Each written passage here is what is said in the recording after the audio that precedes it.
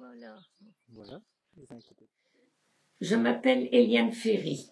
J'ai travaillé au château de la Huda de 1948 à 1999.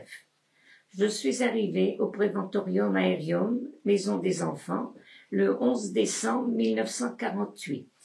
J'ai été reçue par Madame Roussel, très accueillante. J'ai eu un entretien rassurant et de suite, j'ai été acceptée comme monitrice où j'ai reçu mon uniforme blanc. Aux vacances, août 1949, j'ai passé les épreuves de scoutisme où j'ai été totémisée cheptaine levrette serviable. Un peu plus tard, par les enfants, ce fut transformé cheptaine mémère jusqu'à la fin de ma carrière. En 1954, je passe des examens, celui de l'établissement, où je suis reçue première sur 32, celui du secrétariat médical social, où je reçois la carte d'auxiliaire sanitaire. En 1957, je reçois mon certificat de scoutisme. Madame Roussel, avec l'aide de Madame Véron, de Madame Thibault, était une personne dévouée, courageuse, tenace, aimait aider les autres, mais restait modeste. Elle voulait une maison vivante qui se manifestait par des chants, des animations, des fêtes, afin que le séjour des enfants se passe dans la joie. Bon, elle aimait que les choses soient bien faites.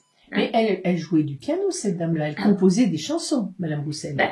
C'est elle qui accompagnait au piano tous les musiques qu'on faisait. Ah oui. Alors, donc, et puis après, parce qu'au début, il n'y avait pas l'équipe de musiciens qui est venue, hein. D'accord. C'est bien après. Parce que vous savez que tout en haut du château de la Huda, nous avons retrouvé des gros livres de musique avec des partitions. Oui. Elle jouait toutes ces partitions, Madame Roussel. C'est-à-dire les partitions étaient faites par Mademoiselle Jeanne Perru. Ah oui, c'était la professeure de musique. Voilà. C'est elle qui faisait aussi des études de solfège aux enfants. Bon, moi, je l'ai pas connu ça qu'elle faisait. Parce que après la mort de Madame Roussel, bon, du temps de Madame Roussel, elle ne faisait que les partitions. C'est-à-dire qu'elle arrangeait, bon, par exemple, on a joué Violettes impériales. Bon, il y avait des chansons qu'on ne pouvait pas dire pour les enfants.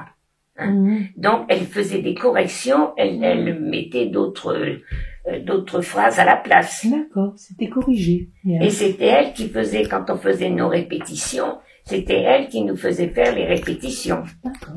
Parce que Mme Thibault ne jouait pas de musique, hein. D'accord. Elle jouait pas de piano? Non, rien du tout. Ah Elle bon? n'est pas musicienne. Ah oui, Mme Thibault? Oui. Oui, Mme Roussel, oui. Mme Roussel, par exemple, dans notre première salle des fêtes, bon, le piano, comment je dis, était comme ça. La scène, elle est derrière, hein. Eh bien, elle voyait dans le piano s'il y en avait une qui faisait l'imbécile sur la scène. Je suppose qu'il devait avoir un reflet, je sais pas, mais... Nous allons parler de votre emploi du temps d'une journée, oui, voilà. Parce que c'était quelque chose, hein. Non, pas du tout. Alors, à la maison des enfants, Aerium Préventorium, il y avait une loi, servir de franqueur, et un règlement qu'il fallait respecter. La journée avec les enfants commençait le matin à 7h30 et se terminait à 20h30.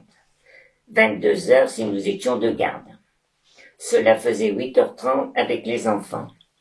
Ils avaient 4 heures de classe, 9h à 11h et 14h à 16h. Pour les monitrices, 1 heure de ménage de 9 à 10, repos de 14 à 15h. 2 heures de cours le matin, 10, 11h, l'après-midi, 15 à 16h. À tour de rôle, garde pour le repas des monitrices et le soir de 20h30 à 22h pour nous permettre de se reposer dans les salles mises à notre disposition. Notre logement était un box car nous avions la garde des enfants la nuit. Nous avions 2 soirées où nous étions réunis avec la direction. Le dimanche de 20h30 à 22h avec une petite collation. Le jeudi, de même, nous écoutions de la musique tout en travaillant pour nous. Pour les vacances, nous avions 1 mois en 2 périodes de 15 jours, mars-avril, octobre-novembre. Alors, chaque groupe d'enfants, par exemple, vous étiez responsable de combien d'enfants? 28. 28 par monitrice? Oui. C'est 2 monitrices seulement. C'était beaucoup, non? Et on faisait tout, celles qui étaient dans les... Bon, l'accueil, c'était un peu différent, puisqu'on était en isolement. Hein. Mais quand on était en section, là, eh bien, comment je vous dis ça? Bon, si, par exemple, il y avait les heures de ménage, parce qu'on n'avait pas de femme de ménage, rien du tout. Ah, vous faisiez le ménage On aussi? faisait tout nous-mêmes. Ah, oui. Hein? S'il fallait faire les carreaux, on faisait les vitres. Si on veut, le lundi, on avait 2 heures de ménage le matin, mais on avait 2 heures de repos l'après-midi. Vous voyez, il y avait les... Et quand les enfants n'étaient pas avec vous, ils étaient à l'école? Ils étaient à l'école. Avec les instituteurs, les institutrices? Oui. D'accord. Alors, nous, ce qu'on faisait, on faisait le ménage, donc l'heure, et puis après, moi, je vois, par exemple, à l'accueil, on faisait notre ménage, je faisais mon ménage. Oui. Alors, les autres gardaient, parce que j'avais 3 pavillons quand même, hein. Alors, les autres gardaient je faisais mon ménage, et après, quand elles allaient faire leur heure de ménage, moi, je gardais les 3 groupes. D'accord. Avec des chants, des histoires. Et alors, c'était des groupes de filles, de garçons, des groupes mixtes? Normalement, ça a toujours été des groupes filles ou garçons. Filles ou garçons, comme l'école. Filles ou garçons. Comme l'école. D'accord. Et quand on était à l'accueil, quand les enfants arrivaient, il y avait le pavillon des garçons, pavillon des filles, pavillon des petits. D'accord. Et quand j'avais au bout d'une semaine le résultat des cutis, j'étais obligée de rediviser les enfants. C'est-à-dire, il y avait le pavillon garçon aérium, le pavillon fille aérium devant la calandreuse, les 2 pavillons. Et de l'autre côté, c'était un pavillon qui avait été transformé. Il y avait 2 entrées et j'y mettais les enfants prévents. D'accord. Donc là, il y avait moitié garçon, moitié fille. Alors, et les plus grands, s'ils avaient 15 ans, on les passait directement. D'accord. Oui, Alors, je crois, je vais vous parler de votre travail, oui. Mais je crois que durant votre carrière, votre travail, il a été différent quand même. Ah oui. Vous avez changé de poste, on peut dire. C'était votre travail. Alors là, faut le faire. Enfin, vous en gardez un bon souvenir puisque vous riez, vous en riez encore. Oui. Alors j'y vais. Oui. Alors, à mon arrivée, en 1948, j'ai travaillé dans la section des moineaux, garçons prévents de 6 à 9 ans, bâtiment des Hirondelles, 1er étage. En 1950, je change de groupe, je vais dans la section les Sansonnettes, petite fille de l'aérium, âgée de 6 à 8 ans. Elle logeait dans des licages. Ah oui. Les enfants avaient des Et pourquoi on les mettait dans des licages? Parce qu'elles étaient petites. C'était le bâtiment. Après, ça n'a plus existé, hein. C'était les barreaux, vous savez, ils faisaient les barreaux, on pouvait sortir du lit. Ah oui. Ah ouais, il y avait ça au début. Dans ce groupe-là, hein, ailleurs, ça n'existait pas. En 1952, je vais dans la section des bergeronnettes. Fille aérium, âgée de 6 à 9 ans, bâtiment des Alouettes au 1er étage. En 1955, je vais à l'accueil, qui s'appelait les Lazarettes. Ce sont 3 pavillons dortoirs, plus un qui était le réfectoire salle de jeu. Ce lieu reçoit les entrées garçons et filles qui vont passer 15 jours pour les examens médicaux, apprendre à vivre en groupe, faire la connaissance du règlement. Lorsque je reçois les résultats des cutis, je peux passer les enfants avec leurs trousseaux qui sont marqués avec un numéro pour retrouver leurs vêtements à la lessive. Ceux qui ont une cutie positive, ils vont en prévent, les autres négatives vont en aérium. Puis, désaffection des bâtiments, et 2 jours après, de nouveaux enfants arrivent pour 15 jours, et on recommence. Alors, ça, c'était du temps de Madame Roussel, ça. Votre emploi du temps de Madame Roussel. Oui. Et qu'est-ce qui avait choisi ces noms, Sansonnet, Bergeronnette, Alouette? Madame Roussel. À travers le temps, on dit toujours le bâtiment des Alouettes. C'est resté quand même un petit peu. C'est resté, hein. oui, c'est ça. C'est comme le nom des groupes de l'AMEX. Il y a encore des groupes... Attendez, je me souviens plus des noms là tout de suite. Il y avait les Renardos. Les Isards, les Renardos. Ça c'est aussi les Éperviers, oui. Les Élans. Les Élans. Ça c'était aussi du temps de Madame. Ah oui, mais tous les noms ont été. Mais ça c'est resté, hein, ça. Tous les noms ont été donnés avec Madame Roussel. Mais je vous dis, on était quand même dans les pavillons, il y avait 28 lits. Dans les Hirondelles, il y avait 25 lits. Aux Hirondelles, il y avait moitié garçon, moitié fille. Oui. Donc 2 dortoirs, C'est-à-dire qu'il y avait les aiglons, les moineaux, et après il y avait un demi-dortoir où on mettait le supplément, aussi bien garçon que fille. D'accord. Alors, là, ça n'existe plus, mais pour les toilettes, c'était les lavabos étaient au milieu. Alors, ça servait aussi bien aux garçons qu'aux filles. Oui, donc, il d'accord. fallait faire, dire, bon, vous avez fini, les Oui. filles, elles peuvent passer. Vous voyez, Et alors, vous, on ne vous appelait pas Mademoiselle Eliane Ferry, on vous disait Cheftaine Levrette. Cheftaine Levrette, Oui, oui. d'accord. Et alors, à Madame Roussel, on disait... Bon, on savait que c'était Chef Castor, Chef Loup, c'était Madame Véron, et Chef Source, c'était Madame Thibault. oui, Mais bon, Chef Source était plus appelé parce qu'il y avait le oui, scoutisme. oui, oui. Mais autrement, Non, non. on disait Madame Roussel. Oui, oui, on D'accord. n'employait pas. Bon, Parce que c'est pareil, Madame Roussel, elle faisait, tant qu'elle a pu le faire, elle faisait son tour tous les jours, hein, ah oui. dans les dortoirs, hein, accompagnée de Madame Véron, hein. Et puis c'est où, s'il y avait quelque chose de signalé, c'était Madame Véron, comme elle était l'économe, il fallait qu'elle le voie. Tout à l'heure, vous avez dit que une des premières règles, c'était s'engager de plein cœur. Ça voulait dire quoi? Non, servir de franc-cœur. Servir de franc cœur, Oui, c'est ça. ça, je l'ai fait. C'était une expression de Madame Roussel, servir de franc-cœur. Ah oui, oui, ben c'est le... Ben, il doit être là-haut, je crois. Ben, on avait le règlement et tout, hein. Bon, le règlement, je l'ai diminué, mais autrement, j'aurais pu dire, 7h30 debout, on ouvre les lits. 7h30, 8h réfectoire, 8h30 dortoir, fermez les lits. Après, il y avait une petite demi-heure avant l'école, 8h30, alors, on jouait dehors, mais avec les enfants. Les monitrices, elles se contentaient pas de la regarder, hein. Alors après, bon, on les conduisait à l'école, et puis après, ben, on revenait pour ceci, cela, et on allait les rechercher à la sortie des classes à 11h.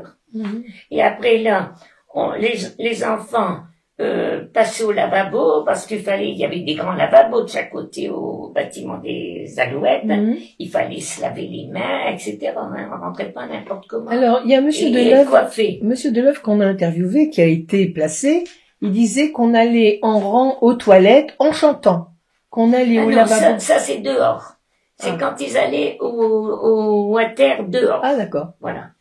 Non, on sortait du réfectoire, ceux qui étaient aux hirondelles, il fallait chanter. Ah. Hein.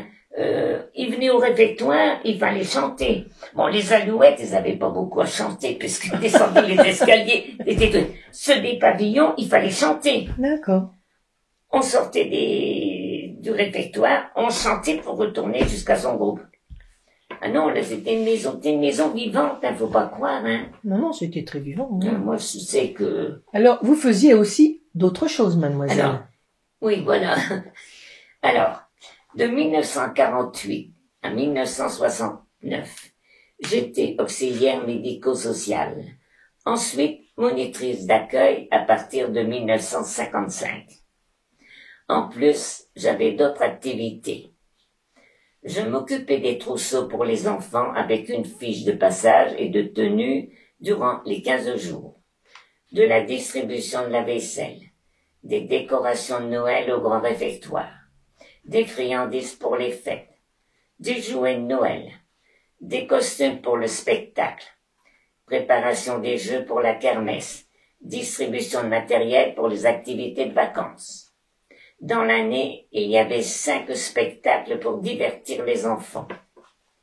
Janvier vers le 21-22, l'épiphanie, avec 110 costumes, dont 60 pour les enfants. Pâques, la Passion, les apôtres, l'arrestation de Jésus, le portement de croix, la résurrection, 30 costumes, dont 10 enfants. Vacances d'été à la Sainte-Jeanne, Blanche-Neige ou les cloches de Corneville. 80 à 110 costumes, dont 80 pour les enfants. En septembre, pour clôturer les vacances, le personnel présentait une pièce de théâtre pour les enfants, Violettes impériales ou le Petit Duc avec une 60aine de costumes. Décembre, le 25, jour de Noël, la pastorale, 80 costumes, dont 50 pour les enfants. J'ai exercé le travail avec Agnès pour les costumes et Ginette pour les accessoires pendant 21 ans. Alors, vous ne perdiez jamais une minute Et Non. jamais vous ne vous êtes ennuyé. Jamais. Jamais.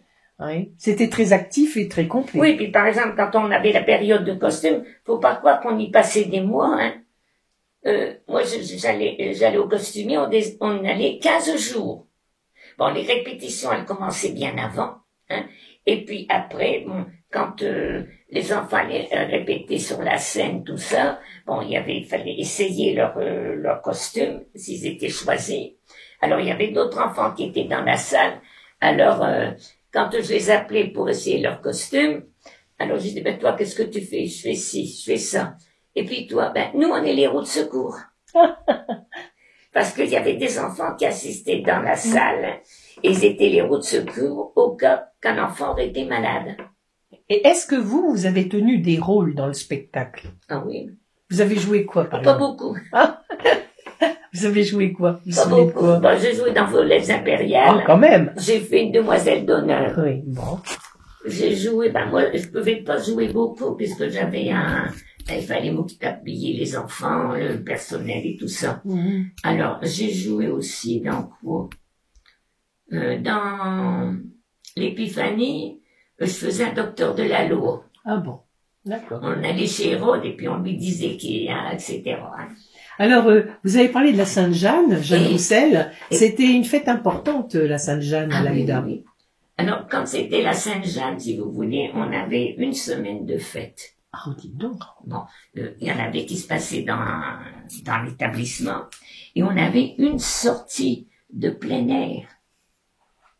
On allait sur la route des Sauvages. Pourquoi c'est à quelle période, la Sainte-Jeanne? Ben, En c'est- été? oui, c'est au mois d'août. Ah oui, d'accord. Mhm. Et on allait donc, c'est une sortie, parce que étant une maison de santé, on n'avait pas le droit d'aller à très long. Ah oui.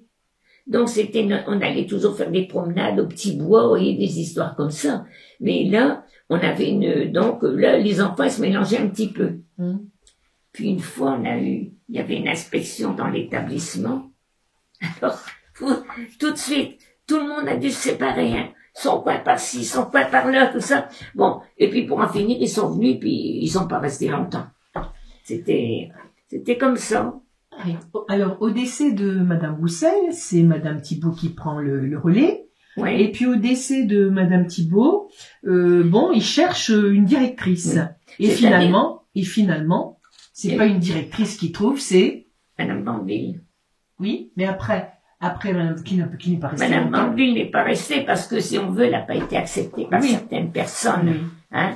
Alors, donc, Et alors après toutes ces femmes et après- est arrivé un directeur, un monsieur. un monsieur. Alors là, il y a eu un changement, un grand changement à partir de ce moment-là. Oui. Vous pouvez nous en parler. En 1970, avec l'arrivée de monsieur Boudard, qui est nommé directeur de l'établissement, remaniement des services. L'ensemble du personnel féminin voit arriver du personnel masculin. Ah, ça vous fait rire. Ça n'avait jamais existé. Il y avait que l'équipe des ouvriers, c'est tout, Oui. mais qui ne logeaient pas là, rien Le du jardinier, enfin Voilà. des personnes comme ça, oui. tout. Des zones d'entretien. Oui. Alors, sont rangés au placard les uniformes, le scoutisme, les saluts au drapeau. Pour moi, il y a du changement. Les accueils sont supprimés, les enfants vont directement sur les groupes, j'ai un travail d'aide économe. Achat vestimentaire pour les enfants, achat linge de maison, literie, mercerie, achat de fournitures scolaires, cartables, trousseaux, etc. pour les enfants cas sociaux, et pour 50 enfants qui vont à l'école à l'extérieur, achat complet des fournitures. Préparation du matériel de camping et installation sur place du gros matériel. Préparation de tout l'équipement du sport d'hiver, tenues, bottines, ski et les essayages. Sortir des costumes pour les fêtes des groupes de l'IME. Décoration des salles de réfectoire pour les fêtes de Noël, Nouvel An. Conduire les enfants chez les médecins spécialistes et à l'hôpital de Maubeuge. Voilà. Alors là, vous n'aviez plus un groupe.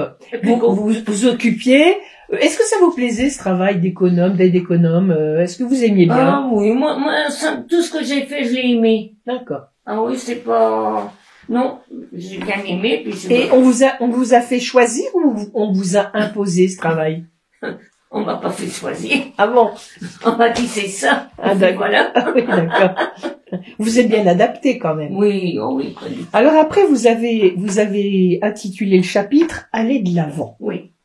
En 1994, par suite de la cessation des trousseaux qui sont remis sur les groupes, j'ai complété ma mission pour le suivi des inventaires sur l'ensemble des sites.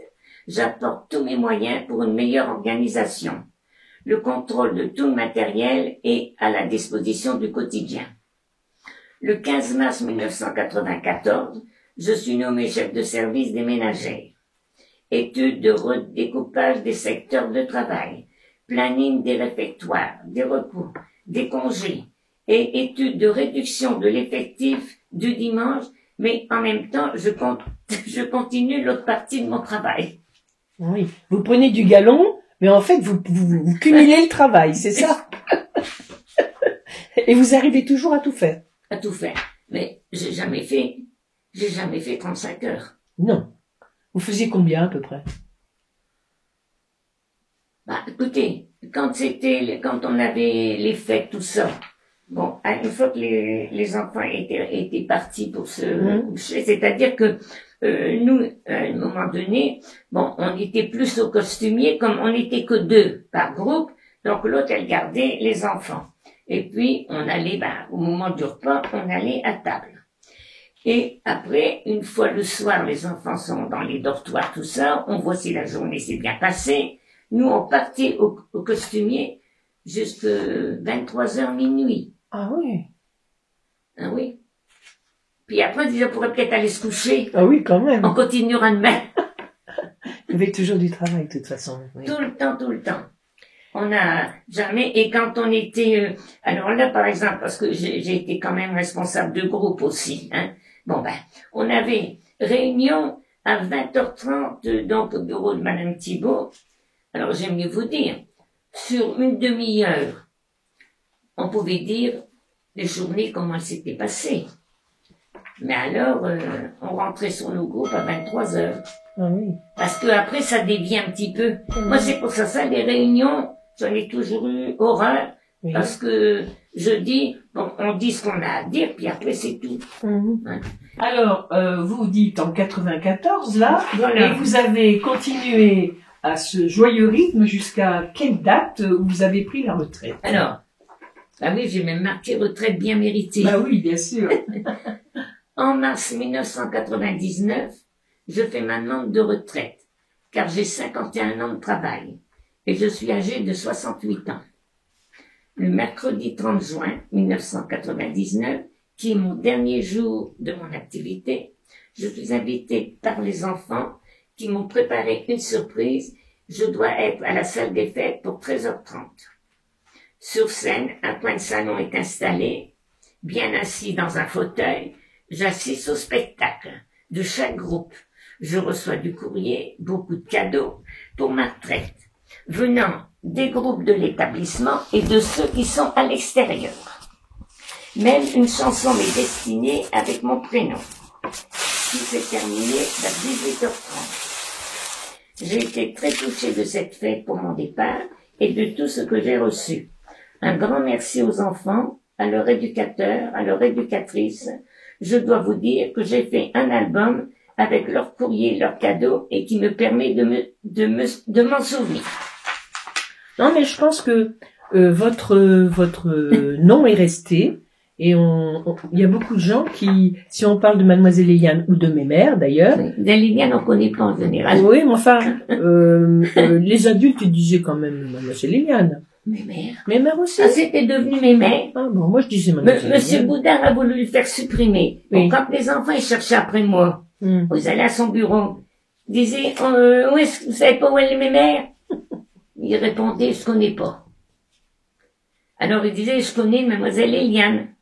Les enfants, non, il dit, on sait pas qui c'est Mademoiselle Eliane. En conclusion, conclusion. qu'est-ce que vous en avez ressenti tout ça? Pendant 51 ans, j'ai fait de mon mieux pour tous ces enfants qui sont passés dans l'établissement.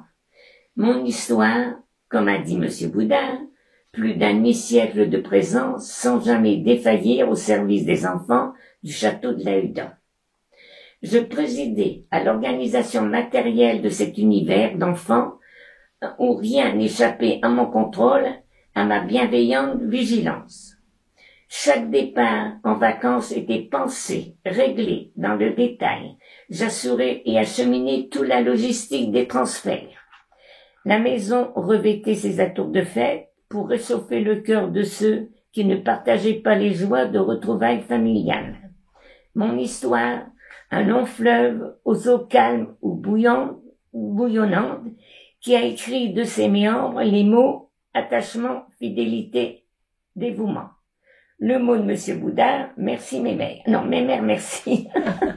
Ben, écoutez, en tout cas, c'est un très beau parcours d'entendre tout ce que vous avez fait. Voilà. Vous pouvez en être très fiers, hein. Ah oui. Hein, d'abord avoir, puis tout ce, comment dire, ce chemin de monitrice jusqu'à un travail de cadre, hein, oui. de direction, de management, c'est vraiment un beau parcours, mademoiselle. Et 51 ans.